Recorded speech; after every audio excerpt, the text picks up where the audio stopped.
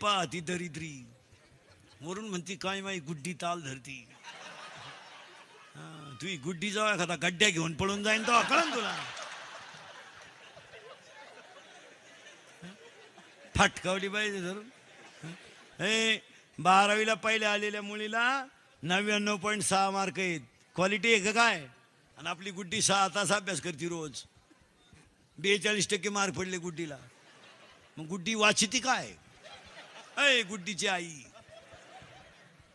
गुड्डीला म्हणलं का कपड्याला घाण्या का स्टडी,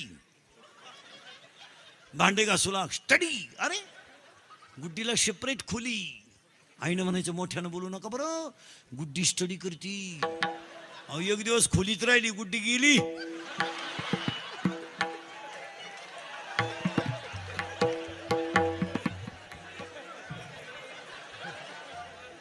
भूगोलाचा पेपर सुटला आणि पृथ्वीच फिरली, गुड्डीच गेली.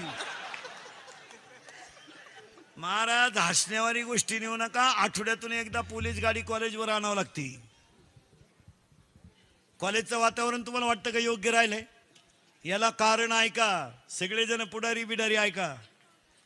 9वी पर्यंत परीक्षा नाही, म्हणजे नापास नाही. ते कार्ट कितीला गेलं? 10वीला. 10वीला 20 मार्क शाळेत आहे. ते कितीला गेलं? 11वी शाळा पुढाऱ्यांच्या असल्यामुळं बंद नापास करता येते नाही पोरं. कितीला गेलं? 12वीला 30 प्रॅक्टिकलला आहे. मग हे उतटले का म्हणून नापास होत नाही. बापाला ते खात नाही आणि पुरीच्या आईला प्रेम नाही. मुलींचे मोबाईल जरा आठवड्यातून एकदा चेक करी जा. त्याच्या रिंगटोन तपासा, सिम तपासा. 3 सिम आहेत त्याच्यात. तुम्हाला एकच नंबर माहिती आहे, 2 नंबरांना घरात रेंज नाही. मुलीचे व्हॉट्सअप तपासा, त्याच्या रिंगटोन तपासा, व्हॉट्सअपचे मेसेज तपासा. आणि हे तपासायलाच पाहिजे. फटकावली पाहिजे पोरगी धरून. मुलीच्या मोबाईलमध्ये आपल्यासारखे नंबर नसतात, किसन पाटील, भिका पाटील. नाही, त्यांचे ते खुणा असतात. महत्वाचं असेल तर 1 स्टार, त्याच्यापेक्षा महत्वाचा 2 स्टार, ज्याच्याबरोबर पडूनच जायचं 3 स्टार. हो. आणि मुलीचा मोबाईल घरात आवाज नाही देत, सज्जन आहे तो. सायलेंट असतो, सायलेंट. फक्त कण होतो घरात, कण होतो.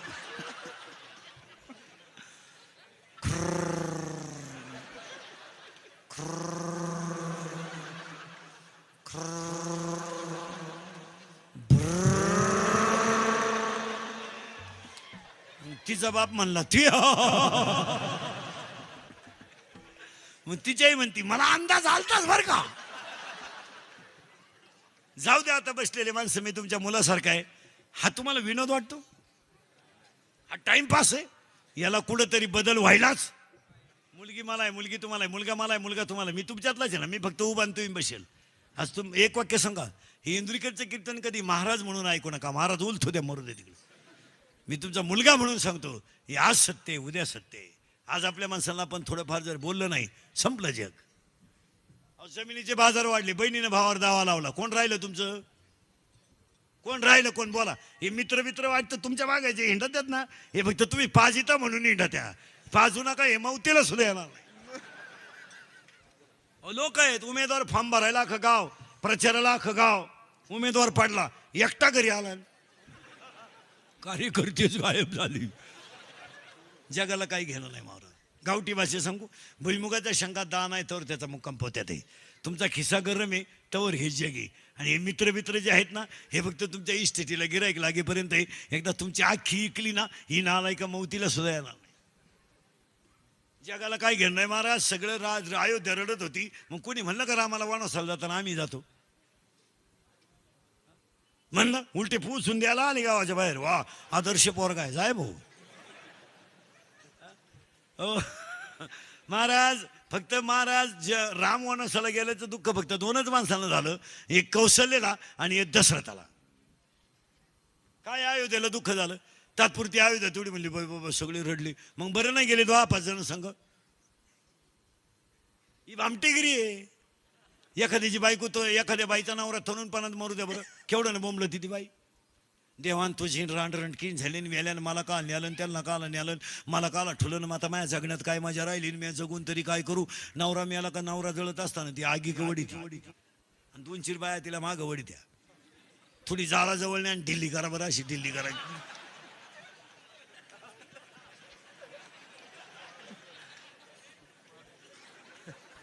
ती चिंगाड घर गाठीन ती म्हणे नको बाई पप्याचा बाप माझ्या दिवसा सुद्धा सपनात यायला लागला का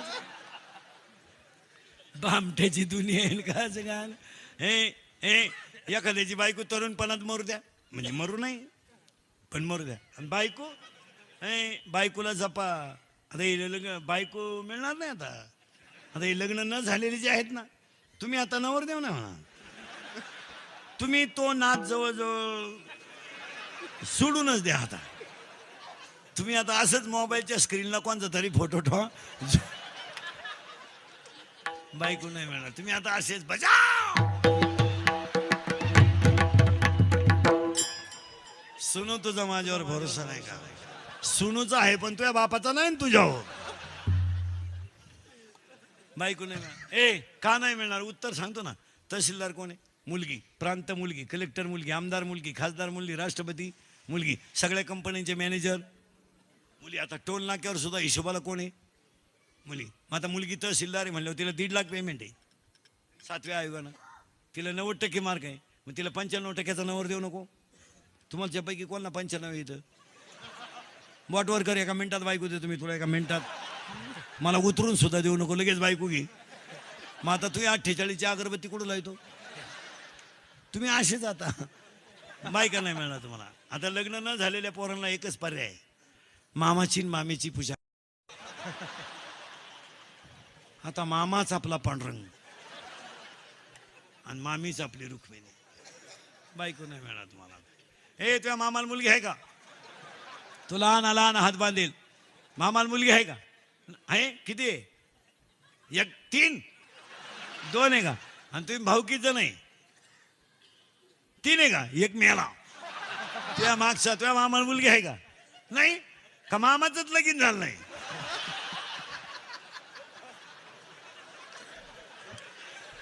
मामाच मोकळाय आता का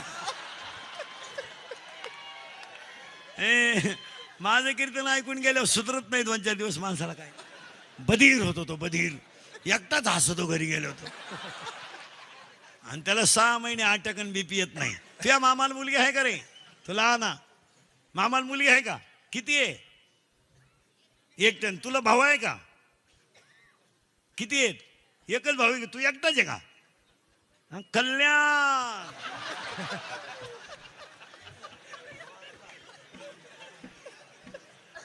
नशिबाने रे भाऊ नशीब नाही तर बायको पोरांचे बाप सध्या नुसते टेन्शन मध्ये आहेत पुरीचा बाप रिलॅक्स आहे सध्या पोऱ्याचा बाप उलटा पुरीच्या बापाला म्हणतो राम राम तुम्हाला यंदा नाही तो तिकडे देवाला सोडवो आम्हाला नको मग पोऱ्याचा बाप काय म्हणतो माहिती का टच करणं आपलं काम आहे तो म्हणला टच नको धक्का नको तू यंदा नकोच मग आता पुरीच्या बापानं आता इंद्रिकरचं कीर्तन ऐकल्यामुळे ते हुशार झालंय ते आता डायरेक्ट काय म्हणतो माहिती का कर्जमाफ झालंय बोंडाळीचे पैसे येणार आहे तुम्हाला नाही बोंडाळी खाली येते आपल्याला नाही आपल्याला आळी नाही बोंडाळी नाही आपल्याला किडा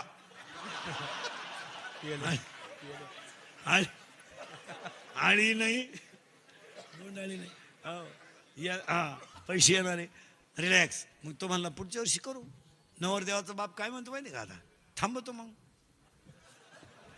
तो म्हणला थांबू नका तुमचं चाल द्या मग आता पोरीचा बाप हुशार झालाय तो आता डायरेक्ट काय म्हणतो माहिती का मी असा आहे भाऊ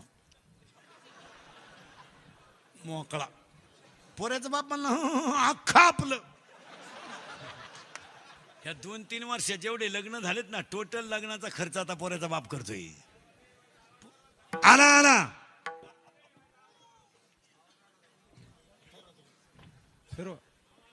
आला आता याला दोघांना द्या आता या 2-3 वर्षात जेवढे लग्न झाले ना टोटल लग्नाचा खर्च आता पोऱ्याचा बाप करतोय पोरीचा बाप आता खिशात हातच घालीत नाही मस्त नवे कपडे घालून कार्यालयात हिंडतो भरपूर जेव्हा लय दिसानं नालायक सापडलाय हा आणि पोऱ्याचं बाप हातात दोतार धरून विठाल विठाल विठाल विठाल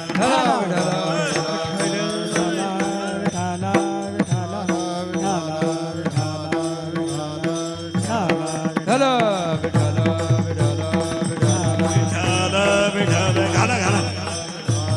घाला तिथंच तिथंच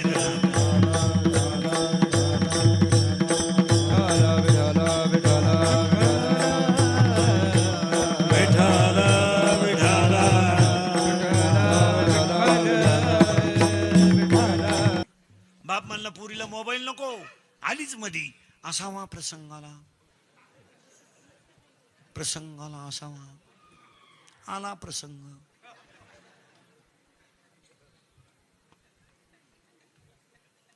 हो आणि चौथं वाक्य सांगतो अभिष्ट चिंतनाला सगळं गेलं तरी जाऊ द्या हे सगळं आपण कमावणार आहे हो पण लक्ष्मीचा वापर परत वाक्य नीट आहे का बरं का लक्ष्मीचा वापर चांगल्या ठिकाणी करा ती दुप्पट होईल लक्ष्मी कुठे घालू नका पैसा ही चंचले किती जण आले किती जण बंगल्यावाल्याच्या गेट पुढे भिकारी गेलं ते बंगल्यावाले बेवडं होतं तो भिकाऱ्याला म्हणला बाहेर देख जर गेट मध्ये दिसला तर तंगड्या तोडीन तो भिकारी म्हणला मी असाच होतो अरे तू तरी तंगड्या तोडीतो पण मी पोत्यात घालून भिकारी हाणीत होतो आता माझ्या हे दिवस आले हे तुला सांगाय आलो